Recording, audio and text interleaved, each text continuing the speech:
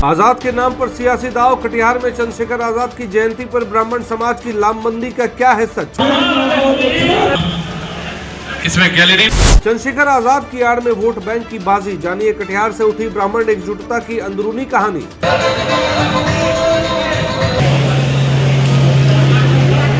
जनेऊ तोड़कर आजाद हुए चंद्रशेखर, फिर कटिहार में क्यों सिर्फ एक समाज ने जमाई उन पर अपनी दावेदारी। पूरी खबर देखिए BMW न्यूज बिहार पर। रखा है वो ब्राह्मण समाज को एकता के एक सूत्र में पिरोने। जीते स्कूटी जीते कार। जी आपने सही सुना। लक्ष्मी ज्वेलर्स कटिहार से कृष्णा डायमंड ज्वेलरी खरीदें, लकी ड्रॉ में पार्टिसिपेट करें और कार और स्कूटी जीतने का मौका पाएं। साथ ही 25% तक की छूट पाएं सोने और चांदी के जेवर की बनाई पे और हीरे की वैल्यू पे। Lakshmi jewellers, Lakshmi complex, doctor Rajendra Prasad Path, Katihar.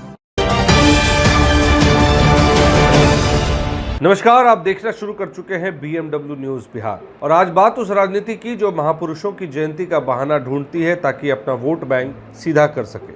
तो किसी शायर ने इस पर क्या खूब लिखा है, रहबरों की नीयत को परखना हो अगर तो देखो कि वो किसे अपना मसीहा बनाते हैं। रहबरों की नीयत को परखना हो अगर तो देखो कि वो किसे अपना मसीहा बनाते हैं। ताजगी देशभक्ति की दिखाते हैं चेहरे पर, ताजगी देशभक्ति की दिखाते हैं चेहरे पर अंदर ही अंदर जात का गणित बिठाते हैं। जी हाँ, कटिहार में महाक्रांतिकारी अमर शहीद चंद्रशेखर आजाद की जयंती मनाई गई। बहुत अच्छी बात है, देश के वीर सपूत को याद करना हर भारतीय का फर्ज है। लेकिन ठहरिए, इस कार्यक्रम के आयोजक कौन थे? सर्व ब्राह्मण समाज। मंच पर बैनर लगा लोकमंच का, जुटे हजारों लोग, पहनाई गई गुलाबी टोपियां, पंडितों ने किया स्वस्ति वाचन।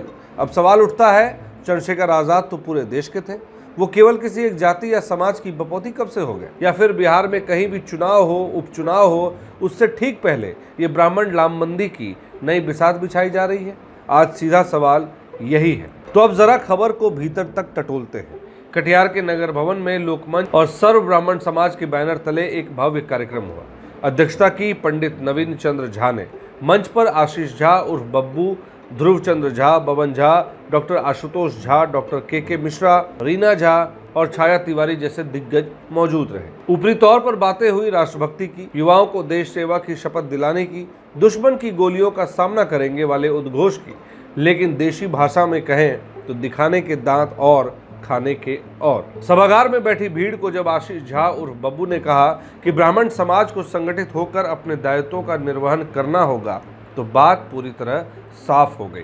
बात केवल आजाद जी के बलिदान की नहीं थी, बात थी बिहार की राजनीति में ब्राह्मण समाज के घटते राजनीतिक वर्चस्व को फिर से साधने की। थोड़ा अलग ढंग से अंदाज में आप बना है। जी, ये हमारे देश के महान सपूत अमर शहीद चंद्रशेखर आजाद जी के जन्मतिथि पर आयोजित यह कार्यक्रम, एक तो उनको याद करने का था और दूसरा ये है कि हम लोग आज के डेट में अलग अलग टुकड़े में बटे हुए हैं। जब हम एक साथ होते हैं तो परिणाम हमेशा कुछ अलग होता है। इसलिए हम लोग दलीय भावना को छोड़कर हम लोग सभी ब्राह्मण के विभिन्न संगठनों को एक साथ एकजुट करके एक फ्रंट तैयार कर रहे हैं और इस पर जो है ब्राह्मण का जो पीछे रह चुका है सदस्य, वो कैसे हम लोग के साथ रहे और समाज के विभिन्न वर्गों का भी हम क्या भला कर सकते हैं, कैसे भला कर सकते हैं, इस पर भी हम लोग का विचार होगा और इसके लिए भी हम लोग दृढ़ संकल्प हैं। जयंती समारोह को थोड़ा अलग अंदाज में इस बार आप लोग बना रहे हो, बृहद पैमाना। वजह तो सब लोगों को ज्ञात है, महसूस सब कर रहा है, लेकिन बोल कोई नहीं रहा है कि हमारा समाज उपेक्षित होता जा रहा है। हमने समाज को देने का काम किया है, लेने का काम नहीं। दधीची ने अपना शरीर दान कर दिया आतंकी को मारने के लिए, लेकिन आज मेरे साथ क्या हो रहा है? मदन मोहन मालवीय जी ने भीख मांगकर यूनिवर्सिटी बना दिया। उसी यूनिवर्सिटी पढ़ने वाले लड़के आज कहते हैं कि ब्राह्मणवाद मुर्दाबाद।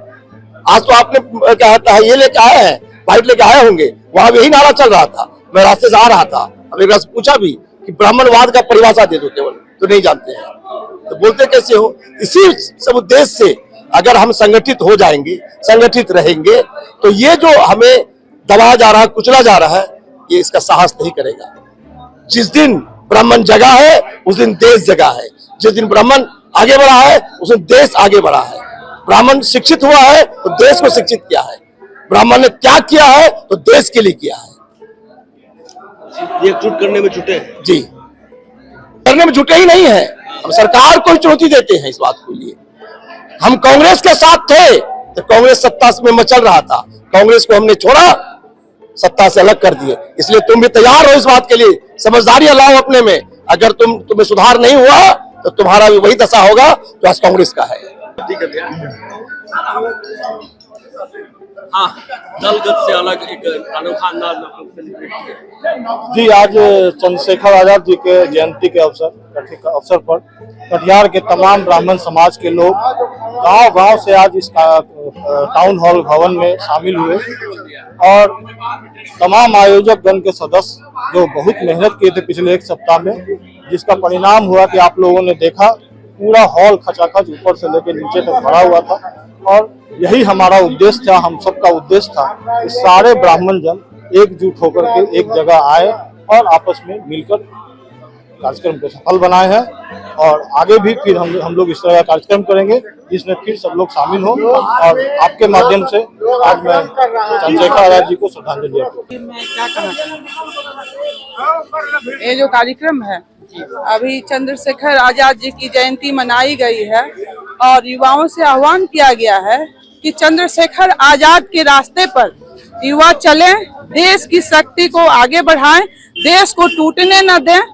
युवा शक्ति ही आगे राष्ट्रभक्ति है। अच्छा मैम, एक सवाल ये भी है, अभी राम अयोध्या में चोरी हुआ है, उस पे जो लगी हुई है आरोप, तो क्यों नहीं कोई अभी आंख खोल रहा है सरकार, क्यों नहीं कोई बोल रहा है? जी, जांच चल रही है और जल्द ही उसकी कार्रवाई हो जाएगी और दूध का दूध पानी का पानी होगा। अच्छा मैम, जंतर मंतर में जिस प्रकार लाठी चला, इसको आप कौन सा नजर देते हैं? देखिए, सबसे बड़ी बात है सिस्टम का।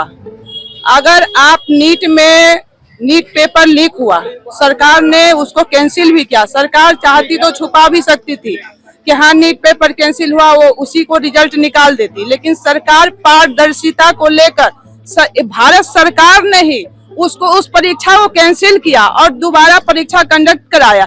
लेकिन युवा को ये समझना पड़ेगा कि सरकार बिल्कुल पारदर्शी है, सरकार से बातचीत करे। किसी मंत्री का इस्तीफा लेकर कुछ नहीं हो सकता है, क्योंकि हर जगह ये सब अगर पहले भी होता था तो मंत्री का इस्तीफा से नहीं हुआ। ये सिस्टम को चेंज करने के लिए युवा को आवाज उठाना चाहिए, भारत सरकार से मांग करना चाहिए। ये हमारा अधिकार है कि हम मांग करें भारत सरकार से कि इस अगर पेपर लीक हो उसको रोका कैसे जाए, इस करप्शन को। इसके लिए हमको उतरना चाहिए। किसी के इस्तीफे से अगर ये अगर दूर हो जाए ये बीमारी, तो पूरे सिस्टम को इस्तीफा दे देना चाहिए। ये बीमारी ऐसे दूर नहीं होगी, इस सिस्टम को देखना पड़ेगा।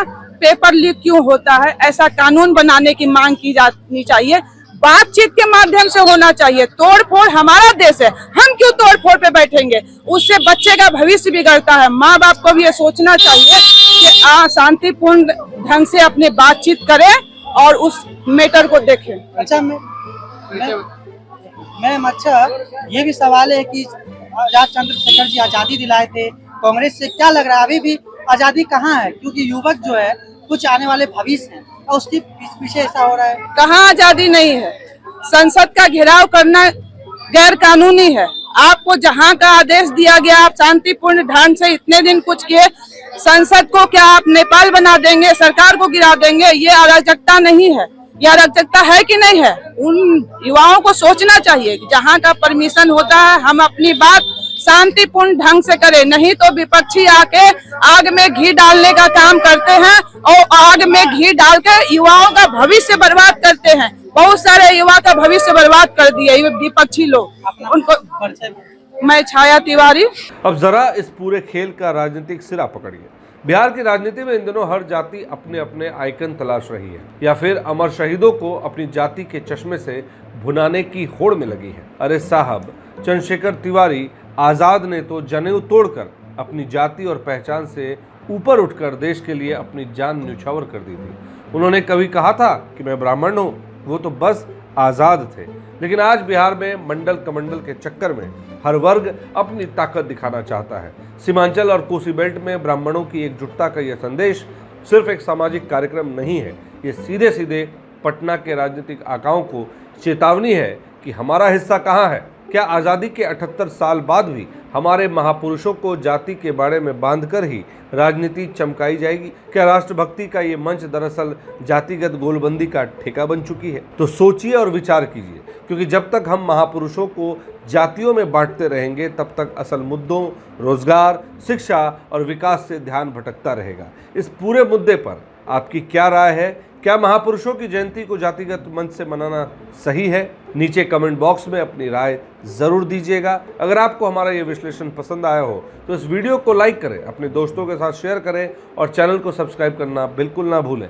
पल पल की निष्पक्ष खबरों के लिए बेल आइकन दबाकर नोटिफिकेशन ऑन कर लें। हमारा ये चैनल यूट्यूब, फेसबुक, इंस्टाग्राम और एक्स पर भी उपलब्ध है। वहाँ भी आप हमसे जुड़ें और सीधी सच्ची पत्रकारिता का हिस्सा बने। इस खबर को लाने का प्रयास हमारे संवाददाता अमन ने की है। Bureau report, BMW news, Bihar. तमसोमा ज्योतिर्गमय गुरुकुल शिक्षा मंदिर संस्थान के साथ बनाए अपना भविष्य। रेगुलर और प्रोफेशनल कोर्सेज, सेकेंडरी और senior secondary courses, law, teachers training courses, pharmacy and nursing के साथ पैरामेडिकल में डायरेक्ट एडमिशन पाए। वेबसाइट विजिट करें या दिए गए नंबर पर कॉल करें। हमारा पता है गुरुकुल शिक्षा मंदिर संस्थान, कल्याण चौक, DS कॉलेज रोड, कटिहार। हमारा वीडियो अगर आपको अच्छा लगा हो तो आप हमारे वीडियो को लाइक करें, शेयर करें और हमारे चैनल को सब्सक्राइब जरूर करें।